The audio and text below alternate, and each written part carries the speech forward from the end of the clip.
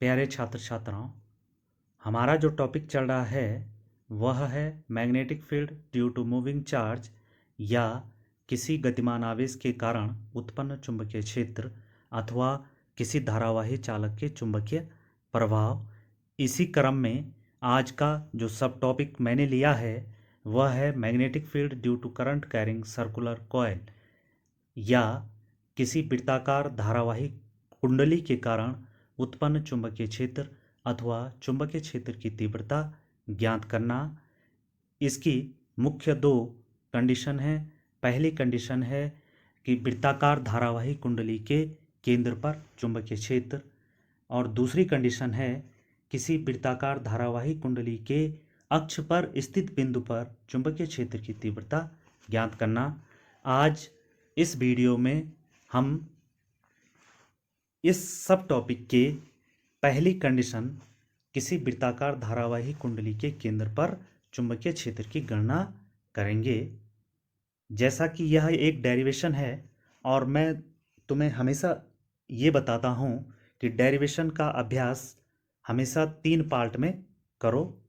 पहला पार्ट है उस डेरिवेशन का डायग्राम, दूसरा उस डायग्राम को डेरिवेशन की भाषा में ढालना जो कि बहुत ही महत्वपूर्ण है, और तीसरा पार्ट है उसका मैथमेटिकल पार्ट।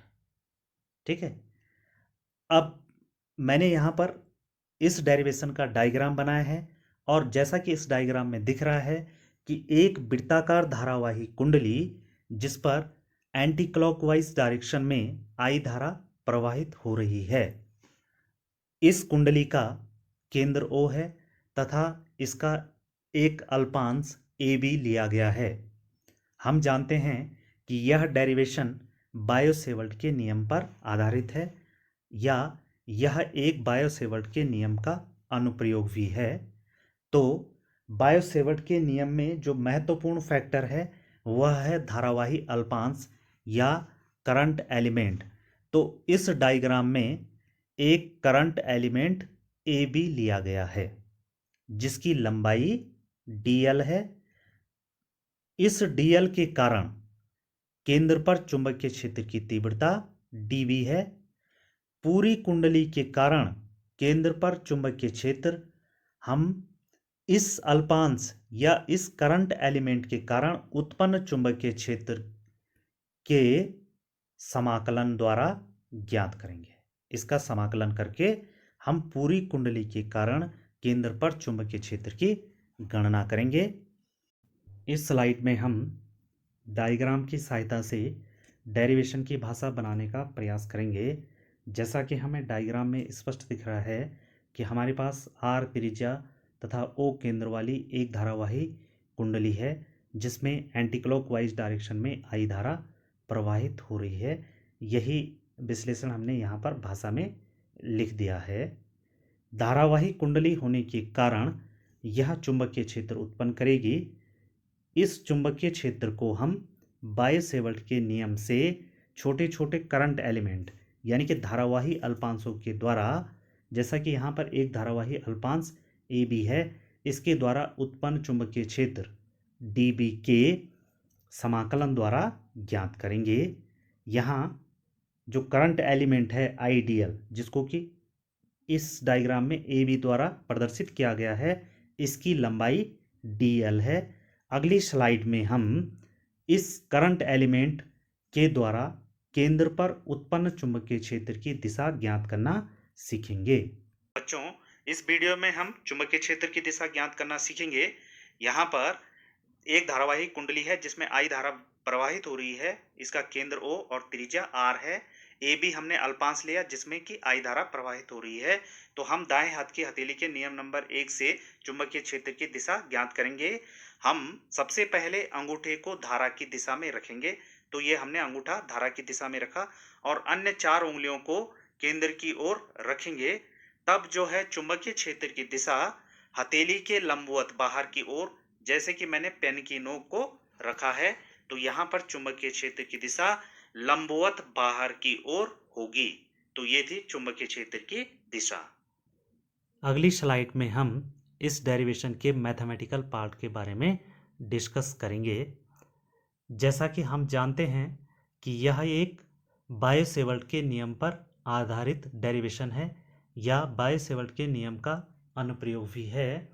बायो-सेवर्ट के नियम के अनुसार किसी करंट एलिमेंट आईडीएल के द्वारा जो चुंबकीय क्षेत्र की तीव्रता व्यक्त की जाती है वह इस समीकरण के द्वारा व्यक्त की जाती है। D B equal to mu zero over 4 pi I D L sine theta over R square, जहाँ थीटा उस बिंदु जिस पर हमने चुंबकीय क्षेत्र की तीव्रता ज्ञात करनी है तथा धारावाही अल्पांश के बीच का कोण है।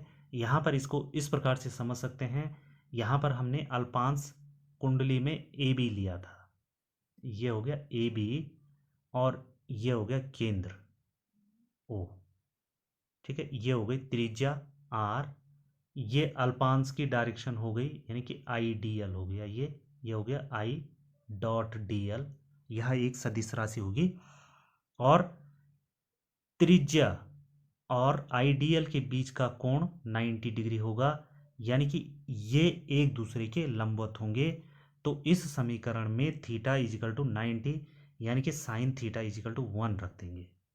तो क्या रख देंगे, थीटा इजिकल टू 90 और साइन थीटा इजिकल टू आ जाएगा 1, ठीक है। जब हम इस मान को, इस वैल्यू को बायो-सेवर्ट के नियम में या सूत्र में रखेंगे तो यह इस रूप में हमें प्राप्त हो जाएगा। यह होगी इक्वेशन नंबर 1, ठीक है। और यह इक्वेशन नंबर 1 किसी धारावाही अल्पांश के कारण केंद्र पर चुंबकीय क्षेत्र की तीव्रता को व्यक्त करेगा। पूरी कुंडली के कारण चुंबकीय क्षेत्र यानी कि केंद्र पर जो चुंबकीय क्षेत्र उत्पन्न होगा वह हम इस इक्वेशन नंबर 1 के इंटीग्रेशन से ज्ञात कर लेंगे। तो यदि कुंडली के केंद्र पर धारावाही कुंडली के कारण उत्पन्न होने वाले चुंबकीय क्षेत्र की तीव्रता B है तो B इजिकल टू आ जाएगा इंटीग्रेशन ऑफ डी बी, और इक्वेशन 1 से यहाँ पर डी बी की वैल्यू रख देंगे तो ये इस प्रकार से प्राप्त हो जाएगा B equal to mu zero over 4 pi I dot D L over R square.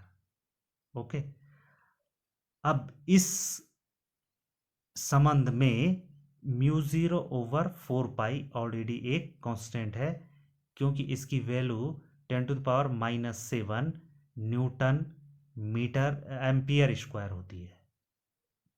क्या होती है, 10⁻⁻7 न्यूटन एम्पियर स्क्वायर, ये तो हो गया कांस्टेंट। अब किसी एक धारावाही कुंडली में जो प्रवाहित होने वाली धारा है वह भी कांस्टेंट होगी और उसकी त्रिज्या भी अपरिवर्तित रहेगी।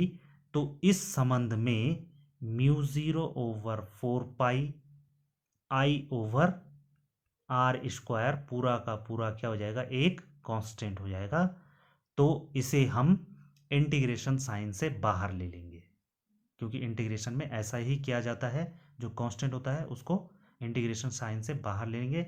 यहाँ पर जो वेरिएबल होगा उसी का इंटीग्रेशन होगा और वेरिएबल यहाँ पर dl है। वेरिएबल का मतलब जो परिवर्तनशील राशि है, dl की लंबाई जो है बढ़ती जाएगी, ठीक है। जब हम पूरी कुंडली के कारण चुंबकीय क्षेत्र ज्ञात करेंगे तो dl का मान बढ़ता जाएगा और यह इस प्रकार से होगा, छोटे छोटे dl, माना एक dl ये है, हमने सभी को क्या कर दिया, इंटीग्रेट यानी कि एकत्र कर दिया, तो यह पूरी कुंडली के रूप में हमें प्राप्त हो जाएगा, यानी कि कुंडली की परिधि के रूप में प्राप्त हो जाएगा। तो डी एल इजिकल टू यहाँ पर आ जाएगा 2 पाई आर। इस वैल्यू को यहाँ हम इक्वेशन 3 में रख देंगे तो ये इस रूप में हमें प्राप्त हो जाएगी, ठीक है। हमने इक्वेशन 3 में integration of D L equal to 2 pi R रखा तो यह हमें इस रूप में प्राप्त हुआ। यहाँ पर पाई से पाई कैंसिल हो जाएगा, जैसे कि यहाँ पर दिखा रखा है मैंने, पाई से पाई कैंसिल, 2 से 2 कैंसिल और आर से आर कैंसिल। तो यह समीकरण हमें इस रूप में प्राप्त हो जाएगी, इस रूप में समीकरण हमें प्राप्त होगी B equal to mu zero over 2 I over R. यह समीकरण किसी धारावाही कुंडली के कारण उसके केंद्र पर चुंबकीय क्षेत्र की तीव्रता को व्यक्त करेगी, ठीक है। अब यदि कुंडली में एक से अधिक फेरे हों, माना n फेरे हैं, तो कुंडली के केंद्र पर जो चुंबकीय क्षेत्र की तीव्रता है वह एक फेरे से उत्पन्न चुंबकीय क्षेत्र की तीव्रता यानी कि इसके n गुनी बढ़ जाएगी और इस समीकरण के द्वारा व्यक्त होगी। यानी कि इसका निष्कर्ष यह है कि धारावाही कुंडली में यदि n फेरे हों तो चुंबकीय क्षेत्र की तीव्रता n गुनी हो जाती है। तो ये थी धारावाही कुंडली के केंद्र पर चुंबकीय क्षेत्र की तीव्रता।